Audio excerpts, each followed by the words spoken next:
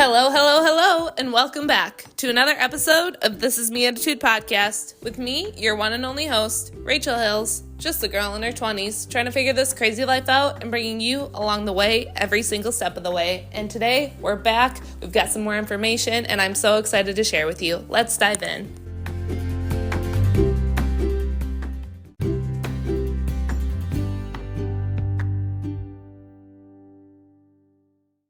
Hello, it has been over a month since I have done a podcast episode, and I would like to tell you it's because I've just been so busy and everything has been great and wonderful and all of the good things, but honestly, I'd be lying to you if I said that. The reason that there hasn't been episodes out is because I've been fearful. I have been fearful of the unknown. I've been fearful of saying things about my faith for some reason, even though I've done now almost over 50 episodes. The devil really got in my head and was like, yeah, that podcast you have, that stinks. We're not going to listen. Nobody's going to listen. And that's really why I'm coming on today, to say that is the devil in your head saying those nasty things. That's the devil in my head saying those nasty things, because God doesn't give us fear. And faith over fear, I know, is a slogan or a saying or however you want to say it that has been said multiple times, and you might honestly roll your eyes at it at this point. But it's so true, because having faith and believing in God over the fear, over the fact that the devil's in your head, over the fact that you don't see an ending to the worrying that you have right now. I'm in a season of growth a lot, and I know that I've said that before, but I feel like this season has been a long one in growing in my faith and in growing in just the person that I'm in and trusting and believing in God, because he's really shown my fiance Jared and I how to really just trust him, and how everything else crumbles around you, it seems like, when you are starting to trust him and when you are starting to dive into the word more, because in our lives right now, it really has felt like things around us have just been crumbling, and the finances haven't been where we wanted, and this hasn't been where we wanted, and that hasn't been where we wanted. And then all of a sudden I'm like, okay, God, like, what's the stinking point? Why are we doing this? And I felt like I was called to come on and share all of this and be very vulnerable with all of you listeners, because maybe you relate, maybe you understand, maybe you're going through the same exact thing and you're like, oh my gosh, I needed to hear this. So I'm here to say it. I'm here to say I am scared to see what this episode comes out to be. I have a fear that people are going to make fun of me all the time when it comes to this podcast, and especially this episode. I have a fear of me sharing about my business online, that people are going to be like, oh my gosh, that water is dumb. Girl, you're dumb. Oh my gosh, dumb. I have huge fears of that. And instead of running away from my fears, I'm stepping through them and I'm walking through them. And I wanted to do this in real time because I wanted to show you that you can walk through your fears too, that you can have faith over fear, and that it's not going to happen overnight. Things aren't just going to magically disappear and all of the worry of life is just going to be gone. And yes, we are called as Christians to put our worry into Jesus and into God himself and let him take that burden away from you. This is still something that I am currently walking through. As you can tell by the way I've talked about things, it's very hard for me to just give it all to God and then go about my day, even though that is what we're called to do. That is what he tells us to do. For myself, I look at it as an analogy of the worry is my blanket. Like every little kid that I've ever known, I think even including myself, had a blankie when they were little. And that blankie, they did not want to set down for anybody. They did not want to give it to anybody. It was theirs. They didn't want to let go. That's what I feel like is the control part of me, the worry part of me with God.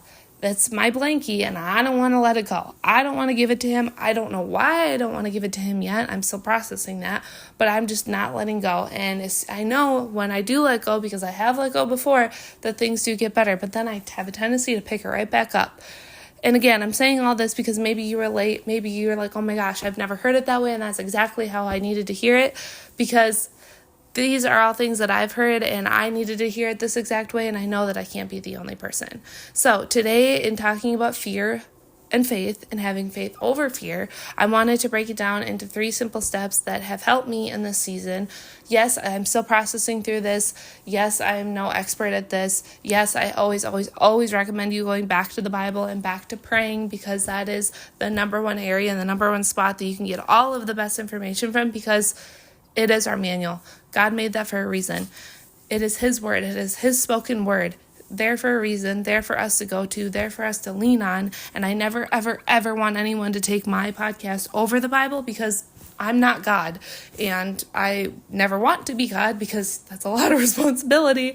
And I was not created to be Him, and He created me this way. And I do believe that He created me to be a voice for Him and a voice on this podcast. So let's dive into the 3 steps.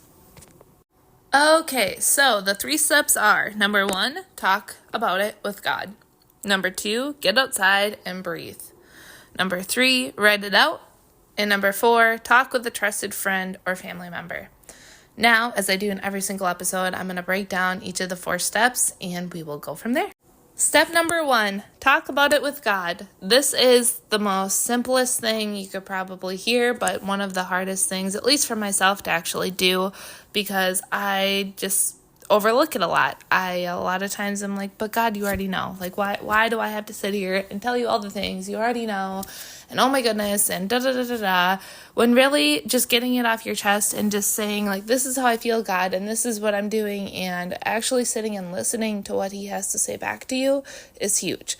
And I notice that when I get in my head a lot, I don't sit there and listen. I don't wait for Him to respond. I just go, this sucks, God, this sucks, this,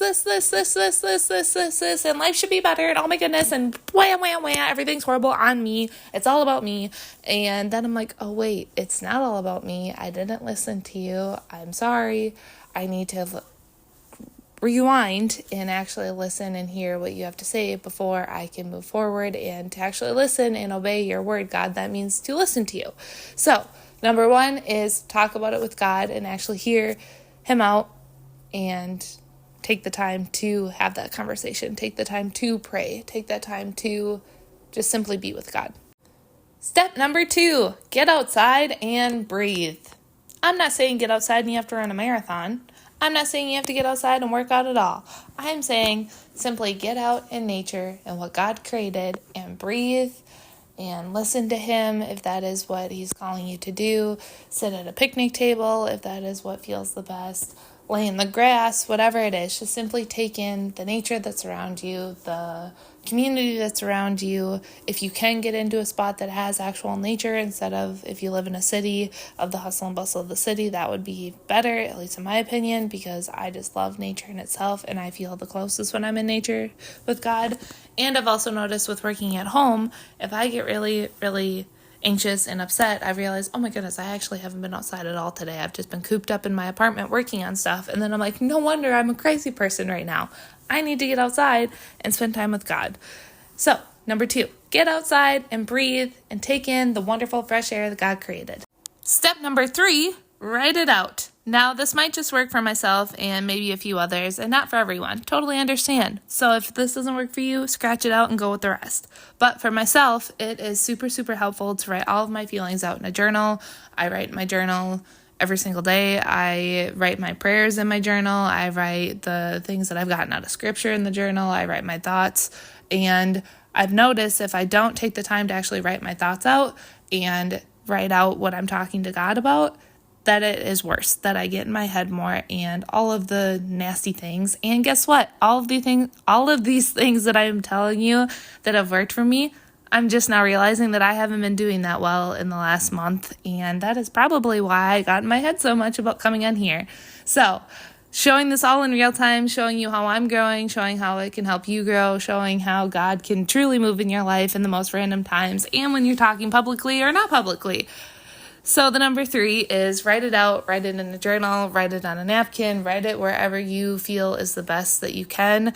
Write it out on Google Docs if you're all in electronic mode, whatever works for you. Just simply write it out, get it out of your head, and continue on. And step number 4, talk with a trusted friend or family member. Highlight trusted 3 times over, circle it, underline it, all the things, because that is a very, very important part of this piece. If you do not trust somebody, you should not go up with all of your life ins and outs and being like, hey, can you help me? Like going up to a random stranger and being like, oh my gosh, blah, blah, blah, blah, here's everything. Okay, now help me. One, they'd probably look at you like you're crazy. Two, they don't know you, so they would probably not give you the best advice. And three, that just wouldn't be very helpful and useful. So I do not suggest doing that at your local grocery store or wherever. I do suggest going to somebody that you trust, that you know will have your back, that you know will listen to you. And I also give the advice of praying before talking to whoever it is that you want to talk to. Ask God, like, hey, do you think this is a trusted person for this situation? All of your friends, you might not go up to about every single thing. Like, some of my friends, I don't go up and say all of the things. I just say one little thing to get the advice from there. Or some friends, I do say all of the things, and I'm like, okay, advice for everything. It just really depends on who it is, how your relationship is with that person, and how God has really had them and has them in your life right now. Another thing is, go to a person that you could see yourself being like in the future. The reason I say this is if you are going to someone, say, for business advice, like I have my own business, I would not go to somebody that does not own their own business, that does not believe in online businesses, and that thinks that online businesses are a scam. Why would I not go to somebody like that? Because they would tell me that I'm making all these horrible decisions when I know that this is part of what God is calling me to do. So you really want to make sure that you pray about it before you talk to this person. You know that you have a similar understanding of what the topic is you're going to be talking about, and that it is a faith-filled conversation. That maybe you guys pray together before talking, maybe you ask for prayer after, maybe you pray for the person or the situation, however that looks. Just, you always want to have God in the center of every relationship that you have, and talking about things that truly matter to you should always be with trusted friends or family.